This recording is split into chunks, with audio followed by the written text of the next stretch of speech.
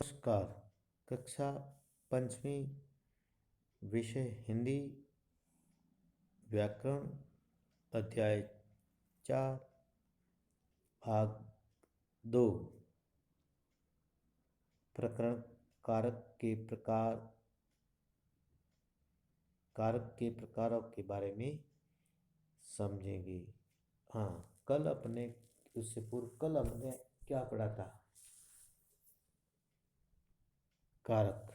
हाँ, कारक की कोई परिभाषा बताएंगे अभी? हाँ, और उनके कितने प्रकार थे? हाँ, 8 प्रकार थे।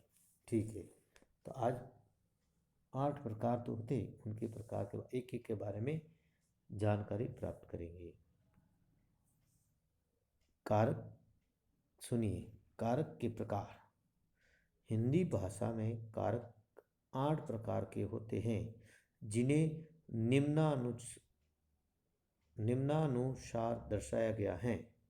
नंबर 1, कर्ता कारक। कर्ता कारक में संज्ञा या सर्वनाम, यानी संज्ञा किसी व्यक्ति वस्तु स्थान को नाम पता ही आपको, और सर्वनाम यानी संज्ञा के स्थान पर काम आने वाले सर्वनाम कहते हैं। तो संज्ञा या सर्वनाम का वह रूप जो क्रिया को करने वाले का बोध कराता है, उसे कर्ता कारक कहते हैं। कर्ता कारक का चिन्ह ने होता है। जैसे गोपाल ने पत्र लिखा। कोई भी कार्य करता है उसको कर्ता कारक कहते हैं, अग्रसर होता है। दूसरा प्रकार है कर्म कारक। कर्म यानी कार्य किए जाओ, कोई भी फल की इच्छा बाद में मिले, उसको कहते हैं। ये वाक्य में जिस शब्द पर क्रिया का फल पड़ता है, कोई भी वाक्य उसमें क्रिया काम करने का किस पर फल पड़ता है, जवाब किस पर पड़ता है, उसे कर्म कारक कहते हैं।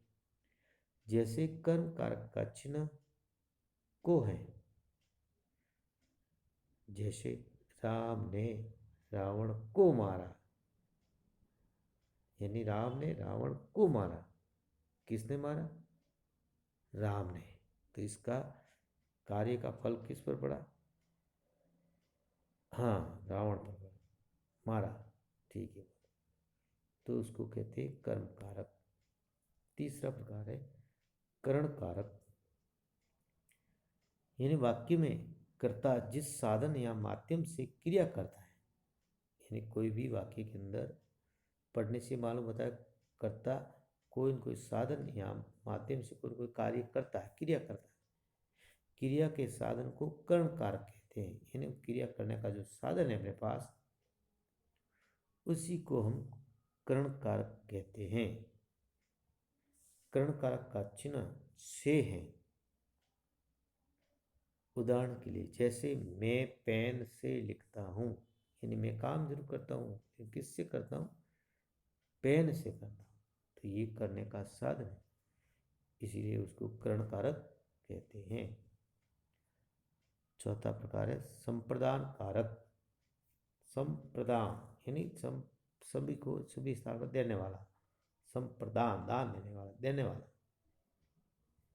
संप्रदान शब्द का अर्थ है देना। वाक्य में कर्ता जिसे कुछ देता है, अर्थात जिसके लिए क्रिया करता है, यहाँ देता है, यहाँ उनके लिए कोई कार्य करता है, उसे संप्रदान कारक कहते हैं।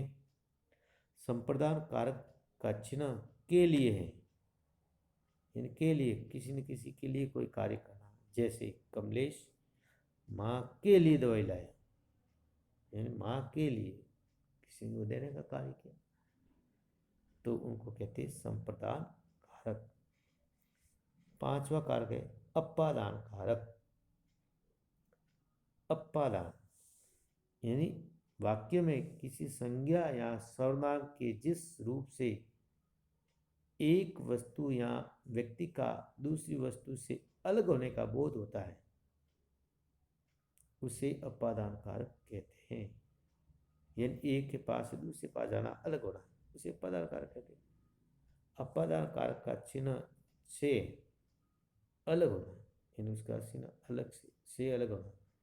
जैसे पेड़ से पत्ता गिरता, यानी पेड़ से दूर हट गया, अलग हो गया, वो पत्ता वापस नहीं चिपकेगा, तो उसको कहते उपादान कारक, अलग होने को।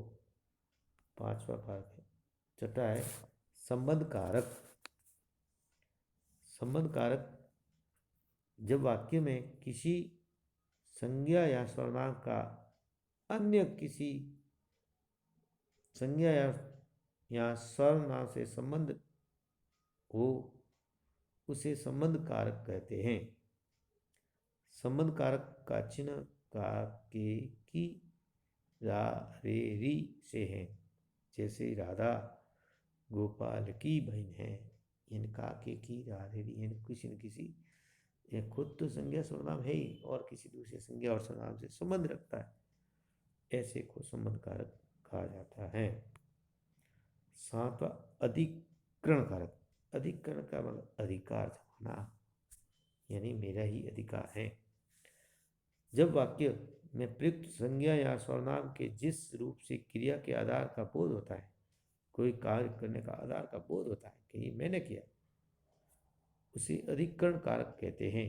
अधिकरण कारक का चिन्ह मैं पर, यानी यहाँ तो मैं बैठना, मैं खुद के लिए आता है, मैं किसी ऊपर, जैसे बिल्ली मेज पर बैठी, मेज के ऊपर पर है, उसके ऊपर बैठी, अधिकार जमा कर बैठी, तो वो अधिकरण कारक के नाम से जाना जाता है। आठवां है संबोधन कारक। यानी संबोधन, संबोधन यानी कोई को पुकारना, आवाज लगाना किसी से, अपने से वरिष्ठ लोगों से।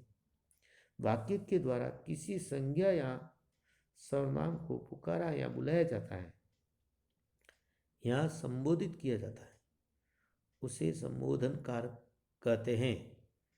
संबोधन कारक का चिन्ह है हे, ओ, ओ, अरे आदि से है। जैसे हे भगवान रक्षा करो, हे माँ, अरे माता जी कहाँ हो, यानी एक जो संबोधित करने का भाव है, तो ऐसे को संबोधन कारक कहते हैं। बोध प्रश्न। प्रश्न एक, कर्म कारक पर किसका फल पड़ता है? अच्छा। प्रश्न दो, संबोधन कारक में संज्ञा या सर्वनाम को क्या किया जाता है? हाँ। प्रश्न तीन, पेड़ से पत्ता गिरता है वाक्य किस कारक से संबंध रखता है? हाँ। अच्छा। गृहकारी प्रश्न एक, कर्म कारक की परिभाषा लिखिए। प्रश्न दो, संप्रदान कारक का क्या अर्थ है? प्रश्न तीन, संप्रदान कारक किसे कहते हैं? प्रश्न चार, स्पर्शक के आगे उचित कारक का नाम लिखिए। चार का एक, के लिए खाली स्थान।